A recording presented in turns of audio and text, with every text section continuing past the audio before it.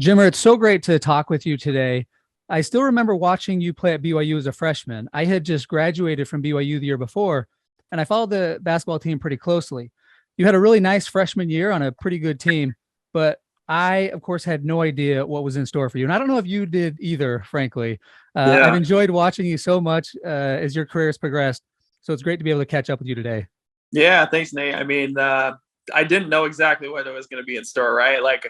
I knew that I could have a good career. I knew our team was going to be really good. Coach Rose and the staff are doing a great job turning the program around and really getting it to where we're winning 20 games plus, every year. But that senior year was something that I don't think anybody could have prepared for. It kind of just changed your life kind of overnight. After one game, just kind of blew things out of the water, expectations and everything. So, I mean, it was a lot of fun. Enjoyed every second of it, and definitely can reminisce on the past with good memories there. Yeah, well, you have so many iconic moments in college. So I'm just going to go through some of these real quick. The 49 points at Arizona and against Derek Williams, 45 against TCU, 36 against Utah at home, 37 against Florida in March Madness in the double overtime win, 47 at Utah, including the half-court buzzer beater, 39 at UNLV, first win there, 43 against San Diego State and Kawhi Leonard in the top 10 matchup, 52 against New Mexico in the Mountain West tournament with astonishingly just one single free throw, and 34 against Gonzaga in March Madness. And not surprisingly, all of those games I just mentioned were wins. You were the National Player of the Year in college, spent 5 years in the NBA, 5 years overseas. And as you think back on your career, are there 2 to 3 simple, practical, underappreciated lessons you've learned along the way that you'd most like to pass along to your kids? Yeah, absolutely. I've learned a lot of lessons during that time. 2 of them come to mind when I think about it. The first one that I talk about a little bit is control what you can control. And I love this one. It's something that I learned early in my NBA career. I know that there's certain variables that you can't control in your life, but there are things that you can control. So for example, you can control your attitude, you can control your work ethic, and you can control if you're being happy or if you're happy or not. And those are 3 things that I really tried to focus on after my first couple of years in the NBA. Because, there are things that you can't control, like getting traded or not playing or having a coach fired or, all of these different things where it could mess with your head and it can mess with your playing time. And then eventually it can mess with you and your confidence and all of these things. And it happened to me in my first couple of years in the NBA. It was so up and down. I didn't know whether coach wanted me to play, where he wanted me to play, how to play, do all of these things. And, I got bought out and had to find another team. All of these things, kind of happened that I couldn't necessarily control. But what I could control is how hard I worked every single day in practice. So I'd come into practice every day and work out, keep myself in shape, keep myself prepared, keep mentally and physically as in shape and ready as I possibly could. So waiting for that opportunity when something does come, I wanted to be prepared for it. I was always happy when I came into the facility, whether I was actually happy or not. I was always trying to fake it till I make it, and it really helps. And also making sure that, I brought a positive attitude every single day to the teammates, to the locker room, to the huddle. Every room that I walked into, I wanted to try to brighten it and try to make it so that it was a little less tense, because it can be pretty tense in some of those facilities, especially if you're not winning basketball games or, things aren't going your way. I still try to keep it as loose as possible and have as much fun. And those are all things that I could control. So I would definitely tell my kids that, like, hey, listen, there are things you can't control in this life, but there are a lot of things that you can control. Focus on the things you can control and be the best that you can possibly be at those things. Work hard, control your own destiny in that manner. And I promise you, if you do that, things will end up working out for you. It may not be the exact way you want it to happen, but it'll be the path that it's supposed to be. And then take it with a good attitude and go out there and do the best that you can. And this applies to everything and not just sports. This is just, my situation that I went through. So So that's the first one that I like. The second one, I would say, is just to be true to yourself. Be your true self always. Again, playing basketball in the NBA, I was a little bit of an outcast from perspective of I didn't drink alcohol, I didn't do any of that stuff. So I was a little bit different, but I always wanted to make sure that I was true to myself. But it also applied on the court as well. For me, I wish when I was my first couple of years that I would have just played the way that I played in college. And I didn't necessarily do that. I was a little bit more afraid to make a mistake to come off the court.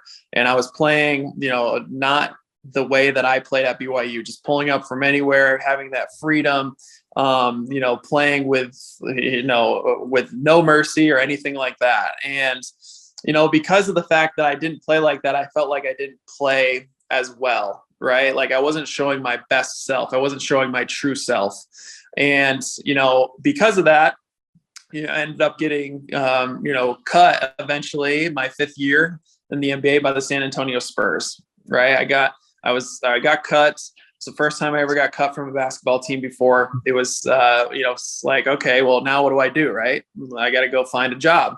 And went back home and, talked to my agent, had a couple of teams that were interested from all over the world, all over the country, and all over the world, but ended up praying about it, got a really strong feeling that I needed to go to Shanghai, China. So that was the next place that I went. I was scared, I was nervous, but I was true, to what I thought was right. I was true to myself. And when I got there, I decided that it was important to me to play my game again, go out there and be me. And so I did. I went out there and played my game, and we ended up having one of the best seasons that Shanghai's ever had. I was able to win MVP of the league. The script kind of flipped from me, being someone where people asking like, what happened? Why is he not playing like this? To being like, wow, this guy's the man again. It's amazing. It's awesome to see him playing like this. Why is he not in the NBA? Blah, blah, blah. All these things. It kind of flipped the script.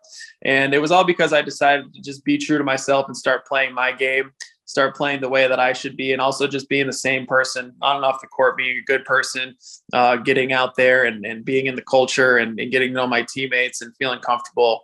That was really, really important to me and something that really changed the trajectory of my career and honestly my life from that point on. And I think that that's something that's really important for these kids to learn. I love these lessons. That first lesson of control what you can control. I think back to my high school and, I'm just like diehard MJ fan, and people are just always talking about how MJ is just willing his team to victory and he's just making it happen. And he did, but he also had great players around him. And I think it was, and I think kids everywhere probably put a little too much pressure on themselves with thinking they could control just so much of their life. And it's like, we don't want to not control the things we can control, but we also don't want to try to control the things we can't. And finding that balance can be very difficult. But I love how you were able to come to this realization and how this propels you now to the next part of your career where you go to China. Yeah. And they say like there are more basketball fans in China than there are people in the US, right? Yep. There are. Yep. To be able to thrive there and just make a career for yourself there. It's so cool to see that and to hear that this lesson of just being yourself is one of the main things that propelled you to that. So great lessons to pass on. As we wrap up, anything else that comes to mind, anything else you'd like to share? Yeah, I mean, I think those are great lessons. I get a lot of people that come to me with their kids asking for advice of what to do and, how to get to the level that I am at, athletically or, in my life in general. And for me, like, I think one of the things that you said was great is, make sure that you don't take things too seriously. Don't put too much pressure on yourself, whatever it is that you want to do in your life, whether it's athletics or become a doctor, or lawyer. There's a lot of things out there that, could make it so that you're, not comfortable, or make it so that you're feeling pressure, to do something, or do you have to do something this day? or else you're not going to make it, or whatever it is. I always am, a big proponent of, hey, work hard, but make sure that you're having fun. You're not going to be your best if you don't like the situation or don't like the thing that you're doing on a daily basis. And if that's the case, you're not going to put your best effort forward every single day. I loved basketball. Like, that's something that I loved every single day. I played because I wanted to play. It wasn't someone else that was like, hey, you need to go out there and practice, or, hey, you need to go out there and do this. I did it because I loved it. I had an internal drive. So you got to find something that you love that much, that you want to practice, that you want to prepare for every single day on your own. And if you find something like that, then that's really what your passion is. And then I'd say go for it. So I always tell kids that, and enjoy the process, have fun with it, because it goes by quickly. That's great advice. I was reading some research on happiness and laughter, and the researchers collected some data and found that one of the biggest regrets people have at the end of life is that they didn't laugh as much as they wish they would have. And think this kind of stems or is related to this idea of, like, just have fun. You got to have fun. Don't put too much pressure on yourself. I know in China, the basketball leagues are very structured. And as the kids grow up, you've talked in the past about how they're so structured that when they get out into a real game, it can be difficult to adapt because they're not used to kind of this like free flowing game. Yeah. But anyway, I just love this idea of you got to have fun. Otherwise you're just not going to be able to push yourself. And why do it if it's not fun? Well, exactly. To wrap up here, Jimmer, one of my favorite sayings is that anyone can go 0 for 10, but only the greats can go 0 for 20. In your case, I don't think you ever went, more than 0 for 2 or 3. So not that you ever had to deal with that, but you had the mindset of an absolute killer. I just loved watching you play so much. And it was so great to talk with you today. And I look forward to seeing what you accomplish next. Perfect. Well, thanks, Nate. This was a lot of fun. I appreciate it. Enjoyed it. And hopefully we'll talk again soon. Okay. Thanks, man.